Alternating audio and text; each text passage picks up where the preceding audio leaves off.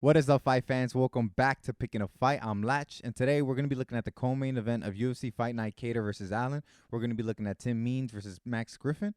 But before we get started, don't forget to like this video, subscribe if you haven't. We're putting out videos for almost every fight night and pay-per-view. So if you're looking for content like this, go ahead and subscribe so you don't miss out. And yeah, let's get right into it.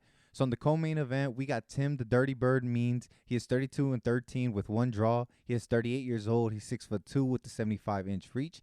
And his last two was a loss to Kevin Holland, and before that was a win over Nicholas Dalby. And he's going up against Max Payne Griffin, who's 18-9. He's 36 years old. He's 5'11" with a 76-inch reach. And his last two include a loss to Neil Magny and then a win over Carlos Condit. Props to the matchmakers because this is such a good matchup and this is such a close fight. You know, Tim Means, he's a southpaw brawler and he's an OG of this game. It feels like he's been in the UFC for forever.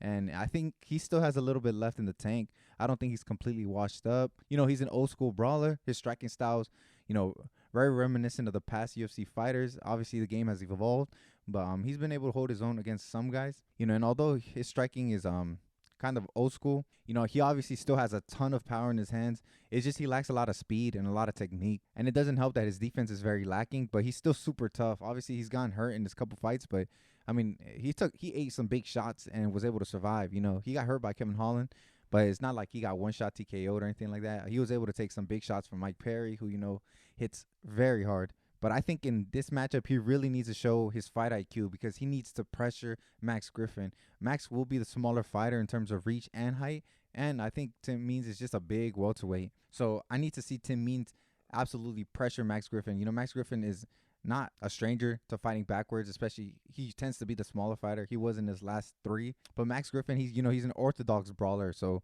you know, he's got powerful hands too, which makes this a very, very explosive matchup. But like I said, Max will be smaller, but he is used to trying to close the distance. You know, obviously he fought Neil Magny in his last fight, who's probably one of the biggest guys in the welterweight division, and I thought he did a pretty good job of closing that distance and landing big shots. He even hurt Neil Magny. And what I really like about him is that I feel like he's been fighting intelligently. Although the last fight didn't go his way, I feel like he approached that Neil Magny fight in a very good way. You know, he had a very good game plan for that fight. Unfortunately for Max, Neil Magny is also a veteran of the game, and he was able to eke out 2 of the 3 rounds in 2 of the judges' scorecards to win the split decision. But Max Griffin did look really good. You know, he looked really good in his fight against Carlos Condit. He was able to stick with his game plan, really win that decision in a nice way. But Max Griffin is his best when he's aggressive. You know, obviously he does fight backwards because he tends to be the smaller fighter.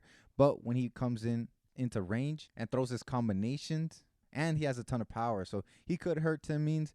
I don't think he'll hurt him bad enough to knock him out. I think both these guys can inflict a lot of pain on each other. Both guys have been pretty durable. Max Griffin has only been finished once before, and that was and Tim Means has been finished before, but I mean, it's against a bunch of tough guys. So I don't know if both guys can get each other out, but I think it's going to be such a great scrap. I think both guys are going to utilize some of their grappling. I'd be very surprised if Tim Means doesn't. He's going to be the way bigger guy. You know, obviously both their grappling are not elite, but I think both guys will think they have the advantage and shoot their own takedowns. Obviously, Tim Means will be stronger, so he might get his, but he has gotten submitted before shooting his takedowns. I think Max Griffin should be wary of the takedowns coming and implement his own to kind of stifle Tim Means' power and his range. You know, this is a very, very close fight. The odds represent that. Max Griffin is a -175 favorite, so just a slight favorite over the +150 underdog Tim Means. And I think I'm gonna have to go with the favorite because I think Max Griffin will be able to fight intelligently and close the range. He'll be able to implement his takedowns to kind of stifle Tim Means' offense. I think his flurries to get into range, he will land some big shots and it's gonna look good to the judges, and he's gonna win the rounds like that. Obviously, these guys are explosive. They can finish each other anytime, but I'm going to have to go Max Griffin by decision. I think he's going to eke out at least 2 of the 3 rounds. I do expect this to be very close, but I think Max Griffin gets it done.